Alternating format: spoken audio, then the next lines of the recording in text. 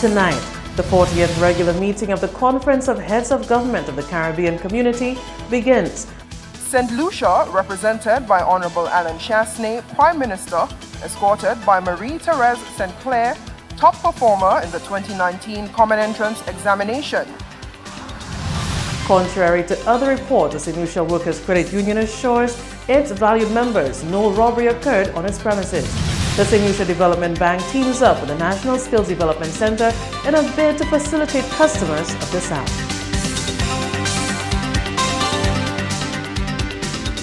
This is the Hot 7 Nightly News with Lovelace and Amy Joseph. Good evening. It is Wednesday, the 3rd of July, 2019. Welcome to the Hot 7 Nightly News. We're on Flow Channel 117, also being simulcast on Kiss FM 105.5 and 105.9. You can also watch our free mobile app. Just search for Caribbean Hot FM in the Play Store. I am Trisha Lionel, standing in for lovely Amy Joseph tonight. The 40th regular meeting of the Conference of Heads of Government of the Caribbean Community is officially underway with the implementation of measures to enhance the CARICOM single market and economy, that is CSME, high on the agenda. The meeting, which will last for 3 days at the Sandals Grand St. Lucian Hotel, is held under the chairmanship of Prime Minister Alan Chasney. Heads of government are expected to build on the St. Anne's Declaration approved at their 18th special meeting on the CSME in Trinidad and Tobago in December. The declaration, which confirmed the CSME as still the most viable platform to support the region's growth and development agenda, put forward several measures for determined action. Among them, a more formalized, structured mechanism for engagement with the region's private sector, expansion of categories of skilled nationals entitled to move freely and work within the community to include agricultural workers, beauty service practitioners, barbers, and security guards, ensuring community-wide recognition of each member state issued CARICOM skill certificate, and also reinforcing regional security mechanisms and permitting the region's citizens and companies to participate in public procurement processes across the community. Several other major matters related to security and regional and foreign relations are also expected to be part of the deliberations. The opening ceremony was held on Wednesday.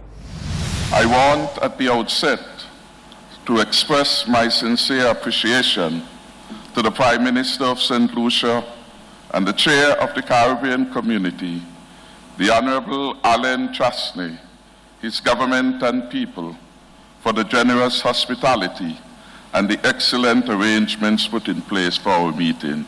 Could we give them a hand of applause? I speak on behalf of my colleague, heads of government, when I say that I am confident that given the conducive and salubrious environment provided, we will have a most productive and fruitful meeting. There are still outstanding issues which we must address if we are to keep pace with the implementation plan to which we have given our blessing. If our people are to feel the impact of a fully operational CSME, we must make every effort to adhere to the timetable. I want and underscore to commend the efforts of the lead head with responsibility for the CSME, the Honorable Mayor Motley, Prime Minister of Barbados, who has been striving unceasingly to ensure progress in this area. Could we commend her efforts? Just 1 day before the official start of the highly anticipated meeting, the Secretary General of CARICOM made public his expectations of the high-level meeting. Solange Alfred tells us more. July 3rd marks day one of the 40th meeting of the Conference of Heads of Government of the Caribbean Community. The meeting falls in line with St. Lucia's 40th Independence year-long celebrations and will be chaired by the island's very own Prime Minister Alan Chasney. Secretary General CARICOM, Erwin LaRocque, says a number of distinguished guests will also be a part of the 40th CARICOM conference proceedings. We expect a full house of member states. All member states will be represented. We'll have 11 heads of government joining us as far as the member states, and we have 4 heads from the associate members. So we have a fairly full house, and the other member states are represented at the ministerial level. We expect to have 2 special guests with us. Honorable Erna Solberg, the Prime Minister of Norway, will be a special guest and will interact with heads. And His Excellency Antonio Guterres, the Secretary General of the United Nations, will also be here with us for an interaction with the heads. The opening ceremony, as you may know by now, will take place on Wednesday afternoon at 4:30 at the Royalton Hotel. There will be 4 speakers: the chairman, Prime Minister Chasney; the immediate past chairman, Prime Minister Timothy Harris of St. Kitts and Nevis, and as well as the Secretary General of the United Nations. He'll also address the opening ceremony, and of course yours truly will give some opening remarks. The Secretary General CARICOM says a number of urgent matters will be up for discussion. Progress on plans implemented will be reviewed, and a prominent feature on the Caribbean Single Market and Economy, CSME, will make up the bulk of the agenda. You know that we had set some timelines and a work plan that had been agreed to by heads of government. And basically we'll be getting an update on who has done what and who has not done what. And see how we move forward. There has been some progress, but not as much as I think we all might anticipate, and for some of it for good reason. The private sector, labor and civil society will join us. Representatives of the private sector, labor and civil society will join us for the discussions on the CSME. They are representative of the persons who will be using, the population at large will be using, who have to make use of the CSME. So we'll be hearing from them in terms of how best we could make it more usable and user-friendly. There's also going to be a discussion, proposals by recognizing the private sector, regional private sector body that will be representative and be an interlocutor between the various organs of the community and the private sector.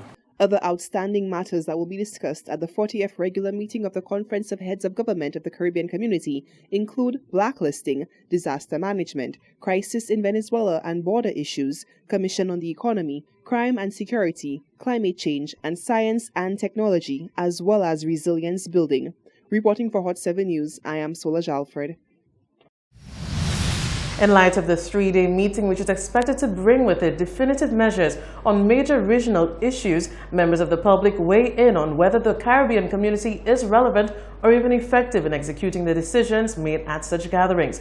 Over the years, there have been academic debates on whether CARICOM is successfully accomplishing its mandate. CARICOM came into being on the 4th of July 1973 with the signing of the Treaty of Chaguaramas by Prime Minister Errol Barrow for Barbados, Forbes Benham for Guyana, Michael Manley for Jamaica, and Eric Williams for Trinidad and Tobago.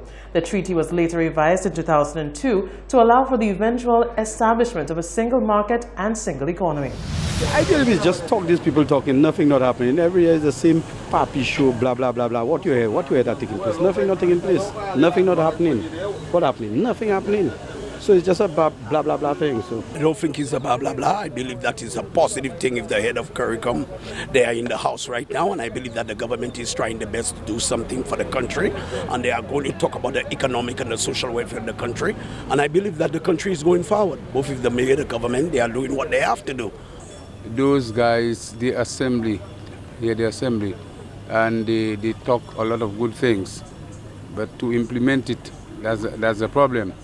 According to a certain radio announcer here, which always says that those fellas, when they drink their whiskey and stuff like that, they promise plenty things, and after they walk through the door, like everything has just vanished like vapor. So I know it's a good thing, but the thing about it, what they discuss to implement it in the near future. From the time I know myself, I know about it, but right now it changed. Everything changed. Everything changed because they're not showing improvement. Then they don't want to do the work. They don't want to help the CARICOM. They want everything for themselves. CARICOM are sitting together, hoping that every leader of the CARICOM countries go in accordance with what they say, and hopefully everything can be okay with the Caribbean. If every leader of the Caribbean countries stick to it and they work according to what they say, everything will be okay with us. I can guarantee that. They're supposed to come together as one. And out of all the leaders, choose one leader to govern the whole Caribbean. And we would have a better solution, because if they want to be individual prime ministers, they won't govern the Caribbean the way it's supposed to govern. Because even the cricket team, the football teams and everything, they're coming together as one. and they have one title. So what happened to the leaders that they cannot choose one out of all of them and make him the head of the Caribbean? The Caribbean community has 15 member states. They are Antigua and Barbuda, the Bahamas, Barbados, Belize, Dominica, Guyana, Grenada, Haiti, Jamaica, Montserrat, St. Kitts and Nevis, and of course St. Lucia, St. Vincent and the Grenadines, Suriname and Trinidad and Tobago, and 5 associate members, Anguilla, Bermuda, British Virgin Islands, Cayman Islands, and the Turks and Caicos Islands. In other news, the ideals of gender equality are being extolled via an unexpected medium, which makes it all the more effective, so says one local female artiste. Feminism is the advocacy of women's rights on the basis of equality of sexes and is an ideology that Kitiana Remy has taken to heart and to the Groovy Soca finals. Katina Remy believes that women should be financially independent and non-tolerant to any form of abuse, and makes sure to say so in her hit song, Big Woman. We don't have to accept certain things in a relationship that's continuous. The disrespect, maybe it's abuse in any form, whether it's verbal abuse, physical abuse, it doesn't matter. That you need to stand up for yourself, and that's why we just spin it into big woman. I'm a big woman, so I'm in control, I'm independent, I have my job, and I don't need the man who thinks that I need him to pay the bill and I need him for this and that, etc.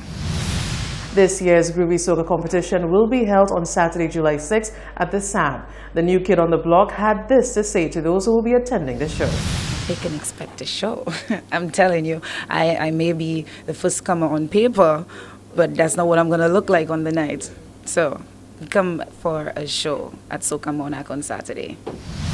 The other Groovy Soca finalists who will be performing on the night are Ezra, Invader, Keisha, Manchester, Cupid, Ricky T, Shemi J, and V2Zine.